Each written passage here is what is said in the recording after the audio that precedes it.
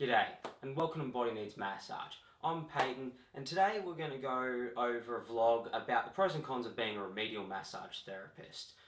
Okay, so start off, we'll go with the pros, we'll go with the positives to start with. Okay, so first up, self-employed. It's fantastic being self-employed. If you're like me, you don't really click too well with bosses or authority and people telling you how to do your job. So for me, I really love it. It really suits my personality style right down perfectly. I absolutely love it. Second, job security. You're responsible for your job security. The only person to blame at the end of the day if you don't have work is yourself.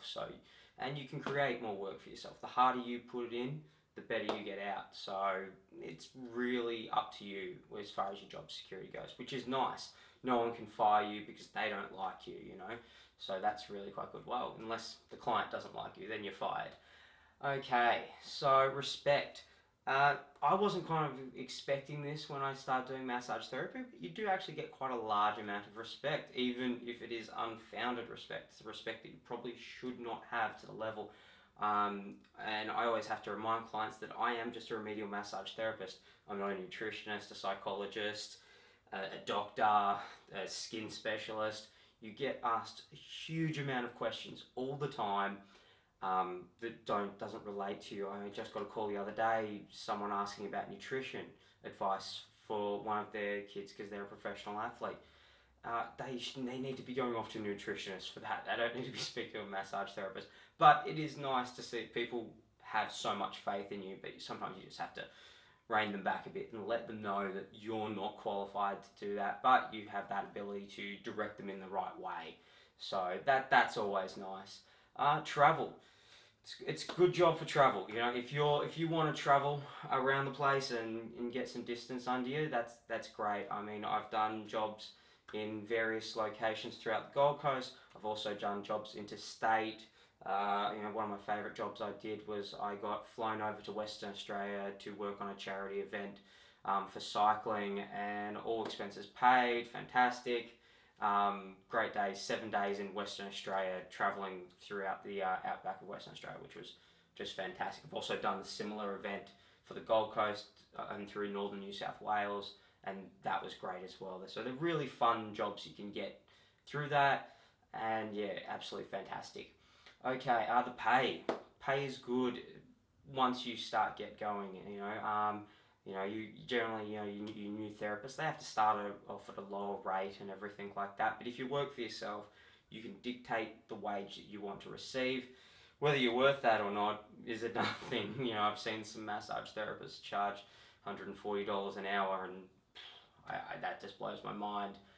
Myself, for a clinic massage, $70 an hour at the moment, and $80 for mobile. That's at the moment. And I think that's quite reasonable, quite good. So, but some people are charging nickels, sort of thing. They charge absolutely nothing. So, and that causes an issue in the industry itself. We do not want to devalue the cost of massage in the industry. So, for other therapists, don't undercharge too much. All good to make some competition and everything like that. But if everyone undercharges, we all go broke, basically.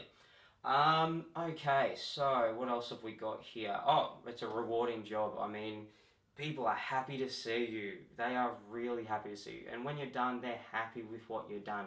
I used to work in the hospitality industry doing management and things like that. And people are just always unhappy, always angry. You're always getting the complaints. With massage, people are just thankful. People are really appreciative of what you do, and that's always very rewarding. It's fantastic. And what else have we got here? We've got client relationships. Now, this might be for some, won't be for all, but for myself, is getting to know your clients and the relationships you build with them is very rewarding. I do enjoy it to get to know all my clientele. You be a part of their lives. I mean, you might spend 1, 2, 3 hours a week just in someone's home, and so you do get to know them. And if they're a client for 5, 10 years, you're gonna know them very well. So that's, if you might be a personal person and you might not want to get to know your clients too well, but I highly recommend it because it is great for your business. Okay, I mean, there's a lot more pros there and everything like that. We could go on about them for hours, but those are some of the main ones I've found. Now, onto the negative side of being a massage therapist, some of the cons. Okay, so regulation of the industry. This is one I really have a huge problem with. I really hate is that there's such a lack of regulation of the industry. You don't need to be qualified to be a massage therapist. Anyone can just come off the street, jump into a studio and start working, and there is a lot of those places out there. And you have to be very wary if you're looking for a massage therapist. You want to make sure your massage therapist is qualified, but that causes a lot of angst in the industry where you've got a lot of unqualified therapists charging the same as a qualified therapist, and the general perception of society thinks everyone's qualified. It's amazing the amount of people that don't realize that probably half the industry is not qualified and is just doing it just for the hell of it. So that's a huge industry problem at the moment. Hopefully, associations get off their backside and really get into getting some regulation of the industry going. Something to along the lines of what chiropractors and physios and osteos have to go through. I'd be happy for tighter regulations. I'm pretty sure every one of the qualified massage therapists I know would be happy about that. Okay, so one of the other cons is no clients, no work. If you don't have a client for that, you don't have work. You aren't getting paid. You're not making any money. And I mean, it might sound great for a couple of days, have a couple of days off and everything like that, but it becomes a problem. If you're not doing work, you're not getting paid, and you could really want to work that day. So, in the first few years, you're going to have a lot of those days. So, that's not great.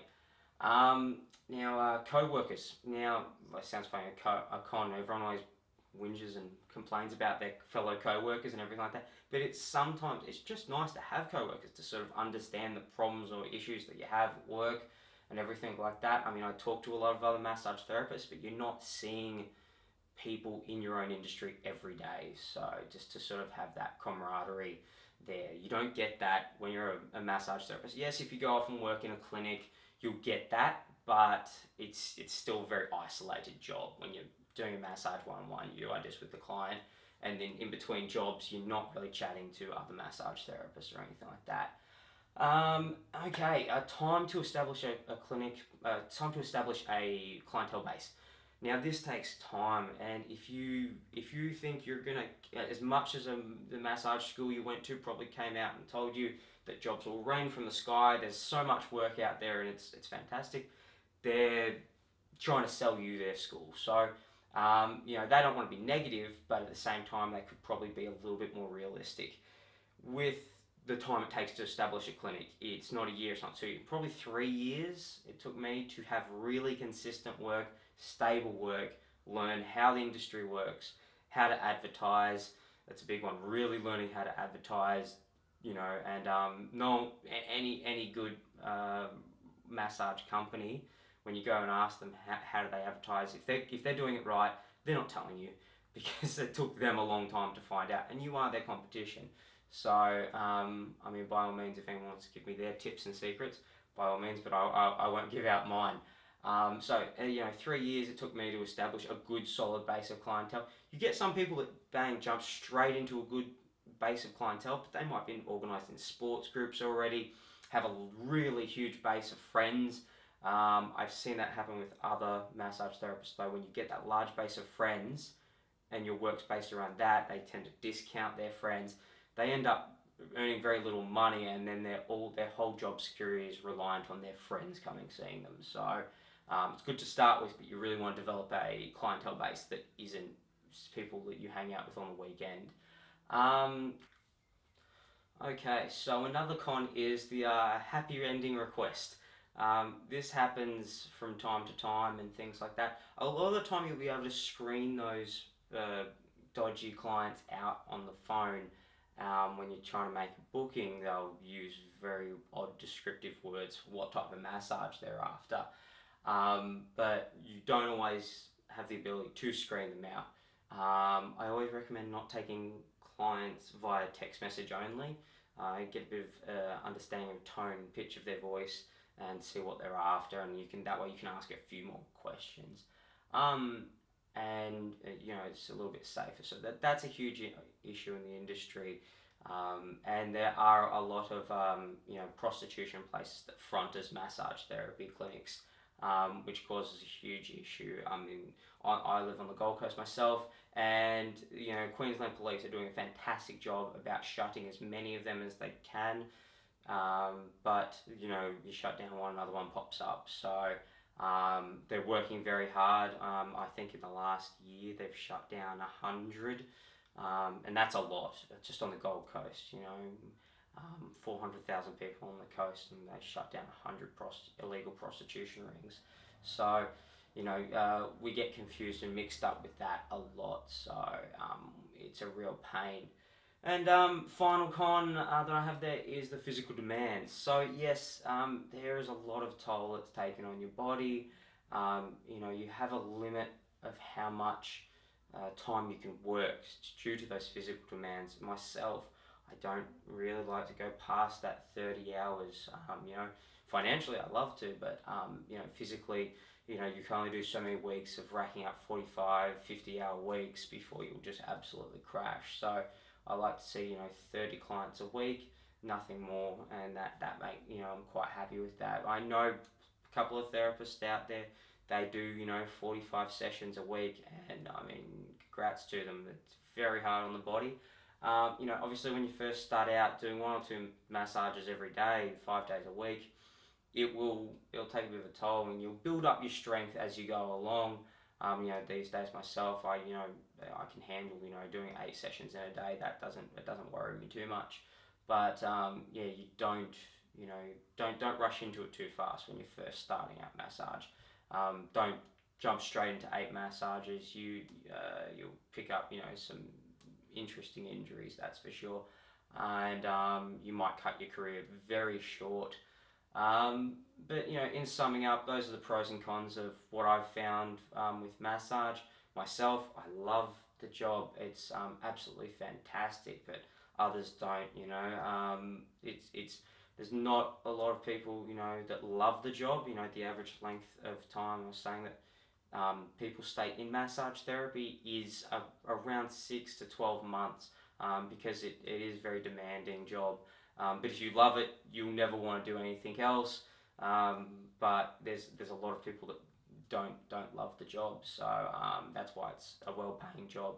But I recommend doing it if if the pros sound good to you and the cons don't sound too bad to you. Fantastic job. If you had any other ideas about pros and cons, what you've experienced maybe as a massage therapist, pop them down in the comments section. Love to hear about them. Other than that, thanks for watching the vlog, and we'll catch you next time. Cheers.